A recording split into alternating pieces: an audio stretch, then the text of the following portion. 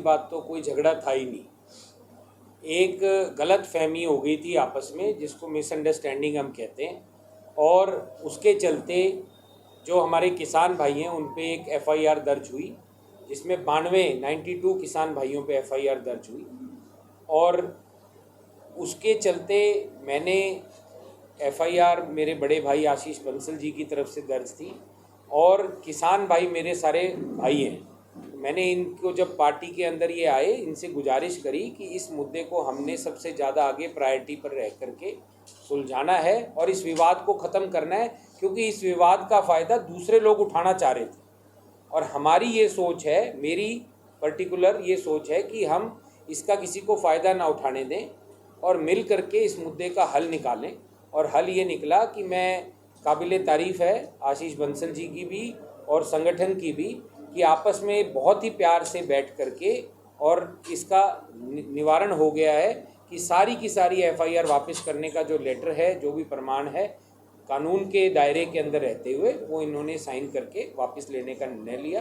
तो मैं दोनों, जो हमारे पगड़ी संभाल जट्टा किसान यूनियन सारी बनी हुई है और आशीष बंसल जी का, दोनों का बहुत बहुत आभार प्रकट करता हूँ, धन्यवाद करता हूँ। और हमारे समाज में इसी प्रकार से भाईचारा बना रहे, आपस में प्रेम प्यार बना रहे सबके अंदर, और कोई किसी तीसरे साथी को इसका फ़ायदा ना उठाने को मिले, इसके लिए ये बात हुई। देखिए, ये मामला थोड़ा सा पुराना है और ये 92 किसान साथी थे जिनके ऊपर एफआईआर हुई थी। बाकी इसकी गहराई से डिटेल तो लाभ सिंह जी आपको बताएंगे, लेकिन मेरे को जब ये विवाद मेरी नॉलेज में आया तो मैंने मेरे बड़े भाई से अपील करी कि आपने इस विवाद को जल्द से जल्द सुलझाना है।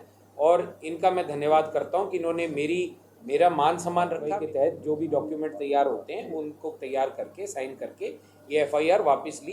तो मुझे तो इससे बड़ी कोई उपलब्धि नहीं है मेरे लिए। देखिए, मुझे इसका कोई क्रेडिट नहीं चाहिए। कोई ये सोचे कि कोई मुझे राजनीतिक क्रेडिट चाहिए या किसी चीज़ प्रकार की माइलेज चाहिए, नहीं है। हाँ, मैं एक पार्टी से संबंध रखता हूँ, इंडियन नेशनल लोकदल पार्टी का नुमाइंदा भी हुआ टोहाना हल्के से। लेकिन मैं आपको एक बात बताना चाहूँगा कि इंडियन नेशनल लोकदल पार्टी की सोच से पहले हमारी अगर कुछ सोच है तो वो किसान की एकता, और आज बीएसपी के साथ ही हमारे साथ है किसान मजदूर की एकता। तो मेरे लिए, और चौधरी अभय सिंह चौटाला जी ने भी खुल के ये बात कह रखी है कि पार्टी बाद में है, किसानी पहले है। तो हमने उस चीज़ को मद्देनज़र रखते हुए ये फैसला लिया, निर्णय लिया कि अगर ऐसा कोई मनमुटाव है किसी में, या कोई मिसअंडरस्टैंडिंग है, कोई आपस में कोई सिस्टम ऐसा बना हुआ है जिसको हम नहीं समझ पा रहे, उसके चलते हम वो आपस की जो दूरियां हैं उनको ख़त्म करके और सबको मिलाने का काम करें। जैसे ये जो आज सारा काम हुआ है, इतना मोटिवेशन जो दिया गया है वो कुणाल भाई ने। देखो, मेरा कुणाल भाई से एक पारिवारिक रिश्ता बहुत पुराना, आज से नहीं, मैं तो बहुत छोटा था, मेरे परिवार से शुरू से ही चलता आ रहा है। और उसी के मद्देनज़र हमने, देखो, जो कुणाल भाई ने हमारे को बातचीत की, जो दोनों के बीच में मध्यस्थता करके और दोनों को सही दिशा दिखाने का काम किया, उसी से प्रेरित होकर मैंने ये पर्चे जो हुए थे, एफआईआर हुई थी, उसको वापस लेने का काम किया। और आज जिस प्रकार से मैं पहले कह भी चुका हूँ सारी मीडिया में, मैं दोबारा भी ये बात दोहराना चाहूँगा कि कुणाल भाई जो आज तक मेरे को एक में जितने भी कैंडिडेट हैं, थोड़ा सा मुद्दा ये हल्का सा घूमेगा कि जितने भी आज विधानसभा के अंदर प्रत्याशी हैं, ये वो प्रत्याशी हैं जिन्होंने आज तक बिना किसी से उलझे, मेरे को एक सिंगल मसला ऐसा दिखा दो कि इतने लंबे कार्यकाल के अंदर कभी कुणाल भाई किसी से एक छोटी सी बात पे भी उलझे हो।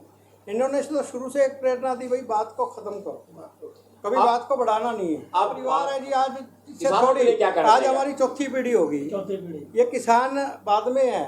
मैं तो इनको अपना परिवार मानता हूँ। मैं इनके पैर छुए बिना आज तक ये लाभ सिंह जी बैठे हैं, मैं कभी मिला हूँ, बिना छाती के लगे बलकार बैठा है, क्यों भी बलकार कभी कोई अपनी बातचीत, ऐसा कुछ नहीं है। कोई एक सिस्टम था, कोई भाव था, पता नहीं किस भाव के अंदर कोई छोटा मोटा क्या नहीं। देखो, मेरी तरफ से कोई शर्त नहीं है किसी प्रकार की भी।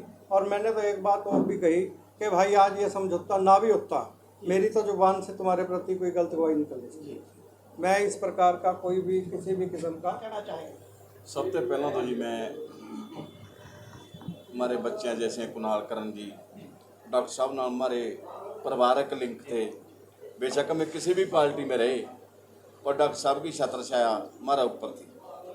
रही दूसरी बात, जो आज का मसला है जी 17/5 ਨੂੰ जो उरे अपना किसान अपना शेड के नीचे पगड़ी समाज जट्टा विरोध कर रही थी बीजेपी का, उसके बीच कई गलत अंसुरों ने उसका नजायज़ फायदा उठाते हुए झगड़ा किया था, जो कि कुणाल करण जी ने मारा वो झगड़ा था जो बिना किसी शर्त तय बिना किसी अपने लालच तय वो महाराज जी आशीष बंसल नाल समझौता करवाया। और हमें जदों तक हमारे सांस चलेंगे हमें कुणाल करण जी के ऋणी रहेंगे और इस कुणाल करण जी की सोच ਨੂੰ हमारी सलाम है। कितने मुकदमे दर्ज थे? हमारे पे जी 92 आदमियों पे पर्चा दर्ज था 307 का जी, और 21 बंदे भाई नेम थे, बाकी अन्य थे। पर्चे दर्ज किए गए नहीं, हमारी तरफ से जी एक किसी बंदे के ऊपर पैर पे टायर चढ़ गया था जी, उसकी कंप्लेंट दी गई थी, लेकिन वो भी कैंसिल हो चुकी है। तो आज तीसरी चौथी पीढ़ी चल रही है। इन्हों के दादाजी नाल हमारे दादाजी के प्यार प्रेम था जी, इनके पिताजी नाल हमारा सुभाष बंसल जी नाल इतना प्यार प्रेम था जी, अगर हमें फोन कर दें थे तो फोन पे हमारे काम हुए थे जी।